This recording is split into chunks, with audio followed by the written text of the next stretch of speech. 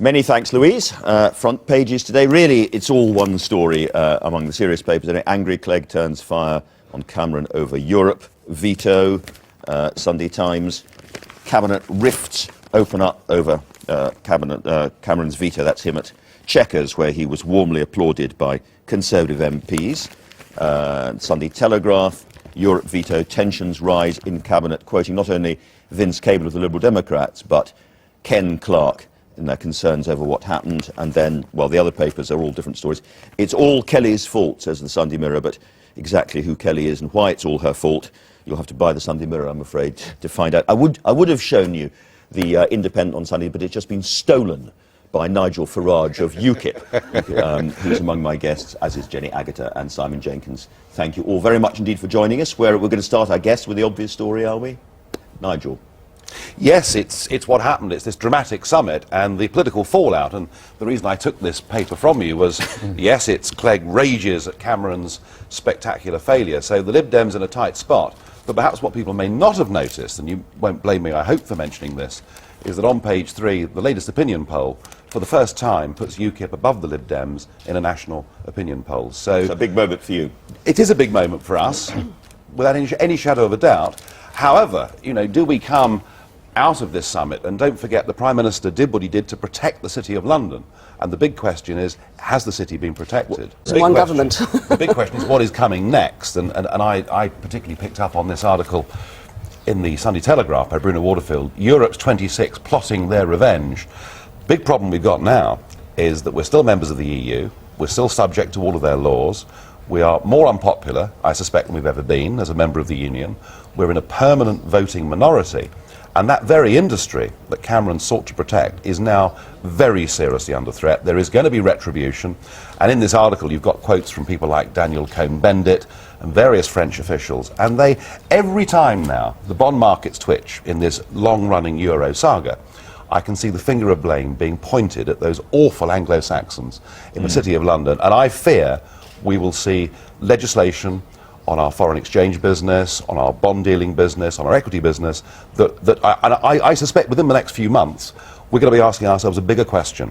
Not should we have gone along with this so-called rescue plan, but should we even be members of this union at all? In a way, the kind of responsible journalism is going to be that, you know, they say this, they say that, and we don't know what's going to happen next. Yeah, and everybody in Europe seems to be surprised. Yeah.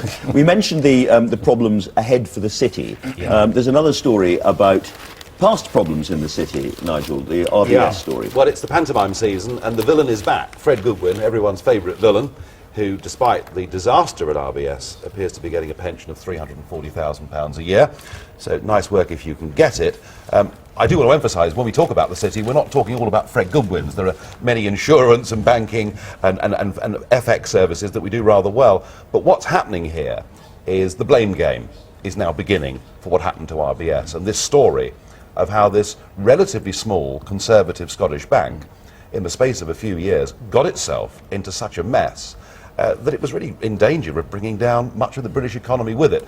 So what will happen tomorrow is the FSA will release their side of the story, and they will blame the Bank of England, and in time the Bank of England will blame the FSA, and I suggest that Gordon Brown goes on a very long holiday, because what he did as Chancellor in '97 is he set up this new tripartite agreement for the control of Britain's banking industry, and the upshot, I think, is that nobody actually knew who was in charge, and nobody took any responsibility. I was fascinated, where did the money go? I mean, £40 billion of public money apparently went into rescuing a bank for paying £40 billion for a Dutch bank. Did the Dutch get £40 billion? And these huge sums swill around in Europe. The idea that you're going to be able to stop it by euro regulation is absurd.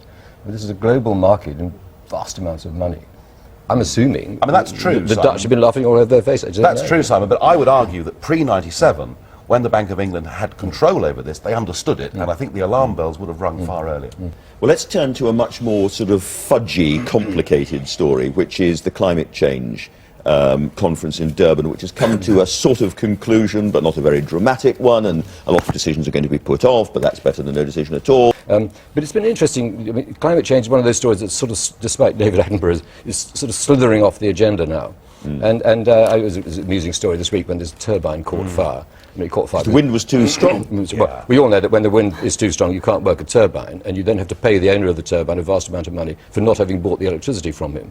The lunacy of this industry, it makes common agricultural policy seem sane. You're not an enthusiast for wind turbines, I Well, deduce. they're just a very, very expensive way of giving some rich people lots more money. And the incredible thing is, we've only got 3,000 of them so far, and think of the upset that it's caused. Chris Hoon's plan, is to build 32,000 more of them over the course of the next 20 years. Now, I'm sure that's not actually practically possible, but what are we doing to our landscape? The west side of the British Isles, just people should note, the western half of the British Isles will be coated in these machines if this sort of plan goes ahead, and it'll be entirely at public expense.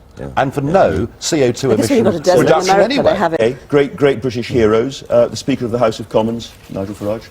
You've got a Well, yeah, it wasn't Speaker Burko it wasn't so story. much the Speaker I was going to focus on, but his wife Sally. And I have to confess, I do actually like Sally very much, but here she is launching a tirade on Twitter against Kirsty Allsop, calling her middle class. Well, come on, Sally, you went to Marlborough. I think it's time you pipe down a little bit on some of these things. Right. And finally, to the real economy, Jenny Agutter. Yeah, front page again, but stuffed in there is Blumenthal's, an article on Blumenthal and how his Christmas puddings are on the black market. That's right. People are going into shops, buying up scores and hundreds of Christmas puddings, and We're then making reselling excuses like that for weddings and things like that, On and eBay. reselling them for large amounts of money. But this is reflecting the austerity and the crime that we're suffering at the moment. It's also the pure market coming out. I mean, you cannot stop touting. You cannot stop it. When But I there's an eBay market, you You can't may stop well have it. damaged the viewership of the last 10 minutes of this programme, because they'll all be rushing off. Rushing off to Yeah. buy the puddings, but so So- they can find them on eBay. Christmas puddings, Morris dancing, wind farms. They don't appear in your history book, do they, Simon? Oh, thank you. Yeah. Thank you. They will in time. They will in yes. time. All right. Thank You'll find their Thank you all place. very much indeed. That was great Thank fun. you.